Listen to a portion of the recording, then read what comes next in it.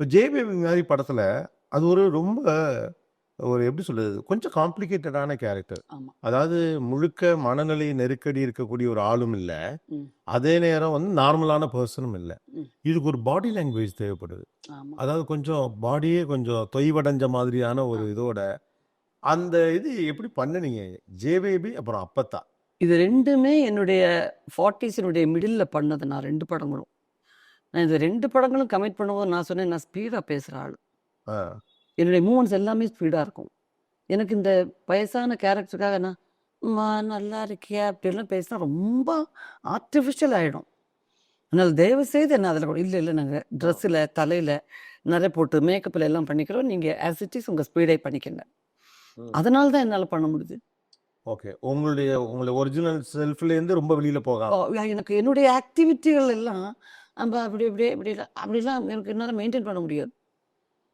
அது அந்த மாரி ஃபுல் ஆக்டிங் மாரி ஆயிடும். என்ன நடிக்க சொன்னா நான் மாட்டிக்குவேன். ம், ம்.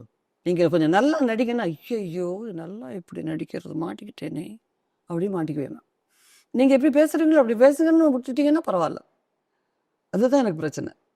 ஓகே. ஆனா இந்த படங்களுக்குமே நீங்க இப்ப நம்பலாம் வெளியிலேருந்து பார்க்குறப்ப அப்படி பண்ணியிருப்பாங்க, இப்படி யோசிச்சிருப்பாங்க. அதெல்லாம் இல்ல.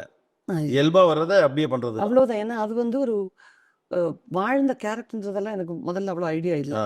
எங்களுக்கு தெரிஞ்ச ஒரு அம்மா அப்படின்னாங்க. பட் அவங்க வாழ்ந்த வீடு, அவங்க வாழ்ந்த ஏரியால தான் போய் ஷூட் பண்ணாங்க. ம். அந்த ஏரியால இருக்கிறவங்கலாம், "ஐயோ! எங்க பேபி மாரியே இருக்கீங்கன்னு" அழ ஆரம்பிச்சுட்டாங்க. ம். அப்பதான் நான் ஃபீல் ஆகுறேன். பட் அந்த ரோல் பண்ணும்போது எனக்கு என்னமோ அந்த அம்மா அங்க எங்கேயோ இருந்து என்ன இன்ஃப்ளூயன்ஸ் பண்ற மாரி எனக்கு ஃபீல் ஆச்சு. ஓகே. நிஜமாவே அந்த போலீஸ்கார சீன்லாம் பண்ணும்போது அப்படிதான். நான் தூங்கினுக்கிறேன் ஆ. நீ. ஸ்டாலின் தெரியுமா? ஸ்டாலின் ஃப்ரெண்டு நானு சொல்றதெல்லாம் எடுக்கும்போது, அது அந்த ஒரு சீன் வந்து கோவமா ஆரம்பிச்சு சிரிப்புல முடியும். ஆ. சில சீன் அப்படியே சிரிப்புல ஆரம்பிச்சு கோவத்துல முடியும். அன்பிரெடிக்டபிள் கேரக்டர் அது. கொஞ்சம் கஷ்டம் தான் அது. ஆ. ஒவ்வொரு சீனும் சுரேஷ் எனக்கு படிச்சு காமிப்பீங்க. வந்து நான் சொல்லுவேன், "சுரேஷ் இந்த சீன் எப்படி இருக்கும்? சும்மா நீங்க பாருங்க மேம். வந்து படிச்சு பாருங்க சீன் எப்படி இருக்குன்னு.